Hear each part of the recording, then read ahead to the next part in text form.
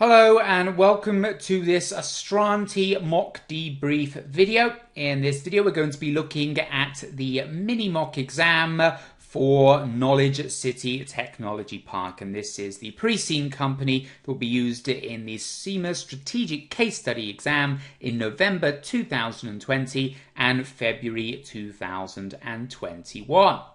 So what we're going to do in this video is analyze the questions, pick out some important information, and use that to build a plan for an answer. And that's an incredibly important technique for students to learn. A lot of students that struggle with the strategic case study exam struggle because they cannot plan their answers effectively. So it's my hope that by the end of this video, you'll have a really good idea of how to approach this mock exam and how to pick out the key bits of information in order to formulate a really effective answer. So let's begin by looking at task 1. And because this is the mini mock exam, the tasks are slightly shorter. This is only 30 minutes compared to the 60 minutes that you would usually have in the full exam. And the questions are generally around 33 to 34 marks for a 60-minute question. So for a 30-minute question, we're looking around about 17 marks. And so what that means for you as the student, given how we teach the case study exam here at Astranti, is we need to look to make around about 17 points, because 17 points will get you 17 marks. Now, in reality, you might get more than 1 mark per point that you make, but it's always best to do more than is required to pass rather than do the bare minimum. So we're going to look to bring out 17 points from this particular question. And this question is very much in the format that you might receive in your case study exam. It's an email from the finance director.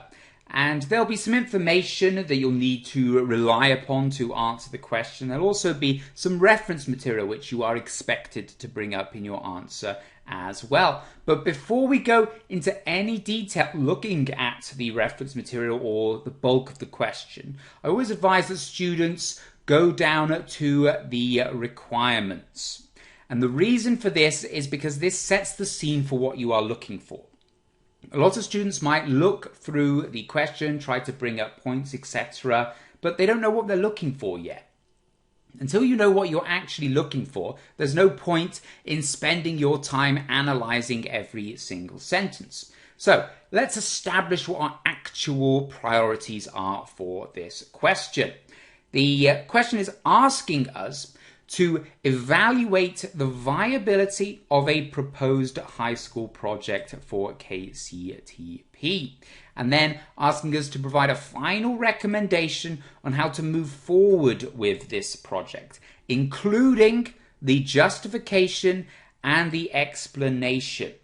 So what this means is it's not just to say, I think we should go ahead with this project, or I don't think we should go ahead with this project. We have to justify our answer and provide some action points for the next steps, how we're going to take this project forward, which is what being a senior manager is all about. And what you'll notice is that we've also been given a breakdown of the percentages for each subtask. So subtask A is 60% and subtask B is 40%. That means you need to spend 60% of your time answering subtask A, 40% of your time answering subtask B. And that also affects the mark allocation. So given this is about 17 marks, what we need to do is write about 10 marks worth of material for subtask A and 7 marks of material for subtask B. And that will give you a good idea of how much you need to write.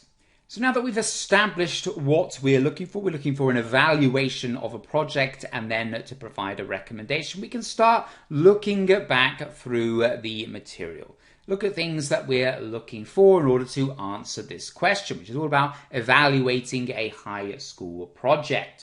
Now, a model that I always recommend students use when they're answering questions about evaluating a project is the suitability, acceptability, feasibility model. And the reason for this is because it covers a wide range of topics. It talks about suitability to the mission, which is an E topic. It talks about acceptability to stakeholders and risk factors, etc., which is a P topic, and also about feasibility, resources, funding, that's an F topic. And on top of that, it provides you with ideas. It gives you somewhere to go. You think, oh, suitability, what kinds of things does that mean? Well, that would be about the company's strategy, the company's mission, acceptability, employees, shareholders, etc. It gives you the ideas. And idea generation is something that students often struggle with. So this is a really useful model for answering these sorts of questions, structuring these questions, but also at generating ideas. So let's begin by looking at the first paragraph. So it says, our new insight unit, see attached, has been looking into the wider impacts of the developing Adland tech industry on the national job market. So here we're thinking about the greater environment in which we operate. We're thinking about the impact of technology, which is a part of our industry. We are a facilitator of a technological growth and its impact on the job market. And it says that unemployment rates have been relatively low, but they've crept up recently because of workplace automation. Of course, workplace automation is a direct result of improving technology. And the government wants to keep exploiting technology and using technology, but also protect jobs for future generations. And so the Minister of Education has announced a subsidy program for businesses that help to get children interested in technology. So what can we read into here? Well, we can see that there is a subsidy, so that will save with cost. That's a factor that we need to bring up when we are analysing whether or not this is a feasible project, but also that the government is pushing for technological advancements. So the actual industry is moving that way, is pushing technology, and therefore we need to keep up to date with the environment. We need to keep moving with the environment. And also, this could be useful at improving the relationship with the government, who of course are an important stakeholder, and stakeholder we may need to rely on in the future for planning permission, etc. And we can confirm this by looking down at the reference material, looking at the Insight unit, which has been set up as part of the company's strategic approach to try and focus on facilitating innovation and technological development within Adland and within the technology industry. So it's part of a project that we've actually created here at KCTP to improve technological development in the Adland tech industry. So it does come across as something that we should be looking to do. It's something that ties in with our strategy, ties in with why we operate as an organization. If we look at the mission statement and the value statements of the company, it talks about innovation, it talks about meeting stakeholders' needs and improving stakeholders and helping them to grow their businesses. And that can be extended to the greater public. That can be extended to the Adland public as a whole, which is what this Insight unit is about, looking at the needs of the public as a whole. And it's identified the changing technology trends within Adland. And it's also going to help deliver value to our tenants as well, because if we're getting more people interested in technology, there's more entrepreneurs who are going to want to start tech businesses, more people that are going to want to work and have these skills to work in tech businesses. So it's important to mention that the Insight unit has been on board with it because CIMA has given you the reference material for a reason. So in your exam, when you're given reference material, it's there to use, it's there to reference, hence the name reference material. Don't ignore it. It has important information within it. So ultimately, what we're talking about here is a high school project to set up a school that's going to have government subsidies in it to try and get children interested in technology. And we're going to be looking to produce a technology academy, to build a technology academy on site, and we're going to provide the resources and also just the general environment. Being around these tech companies, having opportunities at these tech companies is going to be beneficial as well. And Capital City Council is going to run the school, and we're going to then provide the facility and also provide some of the tech programs in conjunction with our tenants and university contacts. And of course, it's in the best interest of our tenants and university contacts as well, because if children get interested in technology, they're more likely to go to university to study technology-related degrees. And also, our tenants are then going to have perhaps some insight and perhaps an advantage when it comes to recruiting the next round of tech graduates. So there's a lot of benefits here for our stakeholders and also for us as an organisation, because if we're then setting up this school on site that's being paid for by Capital City Council and we're earning revenue from that, that's a long-term deal. That's not like our tenants that are usually only here for a couple of years. And we estimate that this project will require 80 million Advent dollars investment in each of the 3 years. So that's 240 million Advent dollars overall, and will generate revenue in the form of rent from Capital City Council at 88 million Advent dollars in the first year, 114 in the second, and 132 in the third year. And costs are expected to be relatively consistent. And the finance director has suggested using a cost of capital for this project of 8%, being the figure that the company usually uses to assess projects. So to me, that strikes as a bit of an odd one, because actually this is something very new to KCTP. Originally, all we do is we have these buildings that we maintain, and tenants come onto our technology park and pay us for the use of the buildings. But now we're talking about a high school. This is something completely different to something that we've ever done before.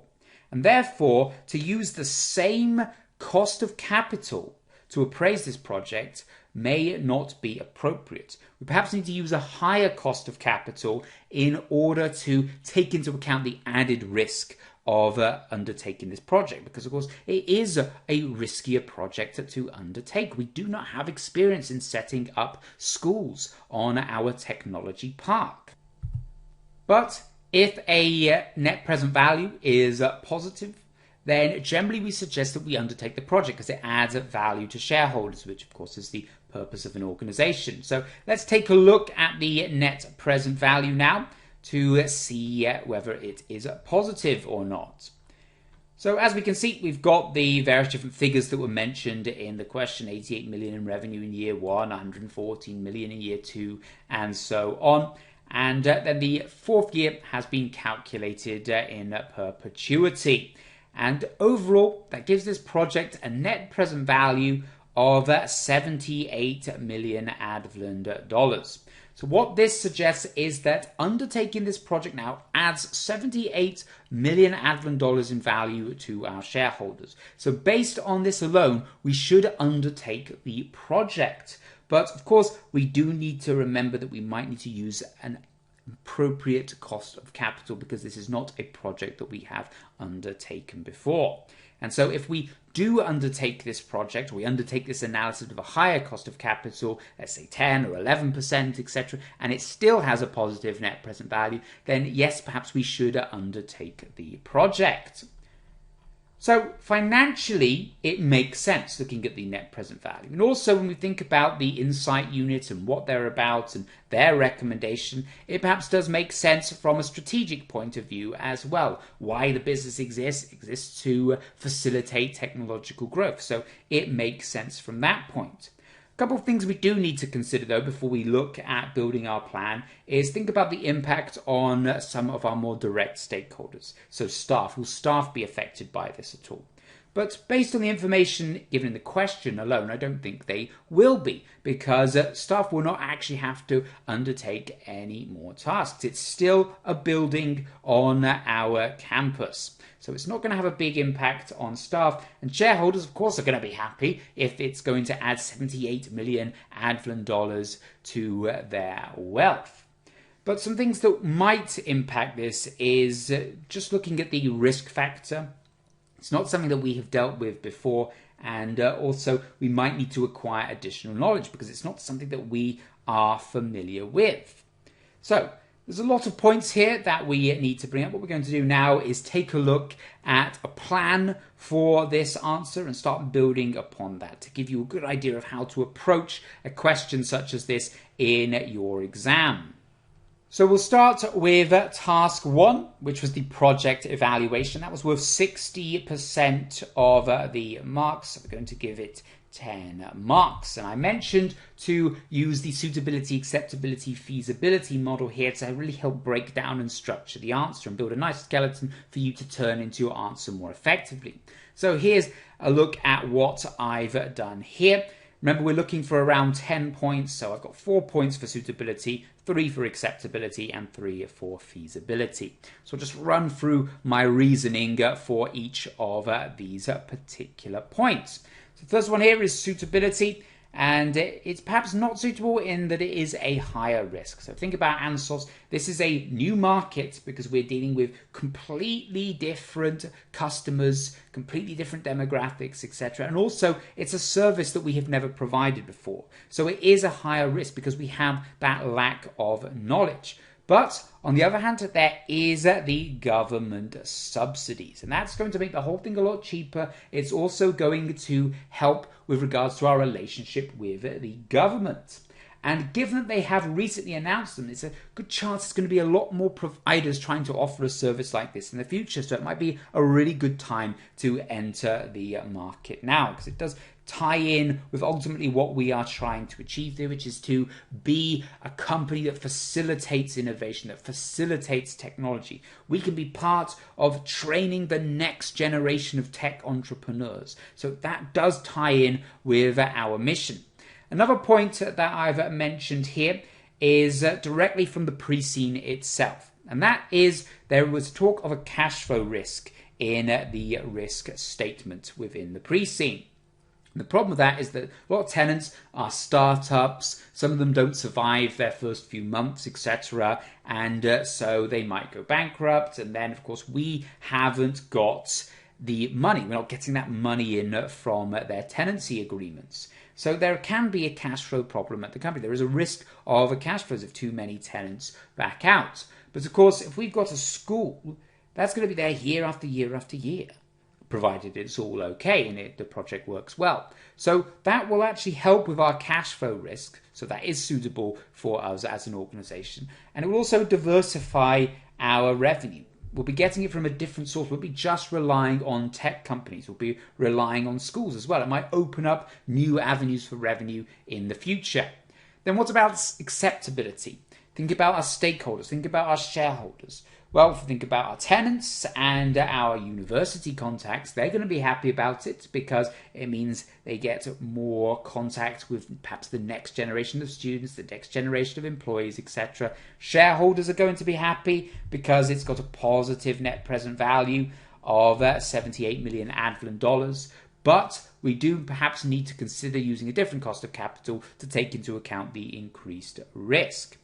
And then also it's acceptable because it ties in with the general environment as well, ties in with the public. If you think about the public as a stakeholder, the insight unit says this is the way that Advent is going, and various people within Advent will want that assurance that the next generation are going to have jobs, they're going to be employed, etc. And finally, for feasibility, we would need to potentially recruit people who are specialists in dealing with schools, and also we perhaps have to make sure they have all the relevant checks because they're going to be working with children, etc., or working with a building that will have children in it. Also, make sure that we have the transferable skills as well. It may be something that is kind of new to us, but we do have a lot of knowledge in property management. We have knowledge in facilitating relationships between different parties. So there are some transferable skills that we have here at KCTP. One thing that might be an issue is the funding, though.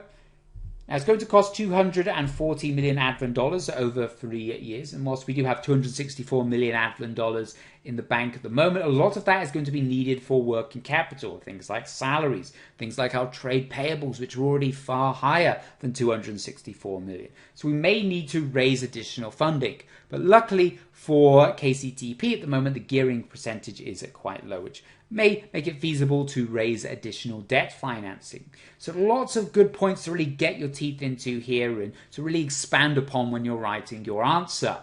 But what about the next step, the recommendation? Remember, this is the 40% and this is worth 7 marks.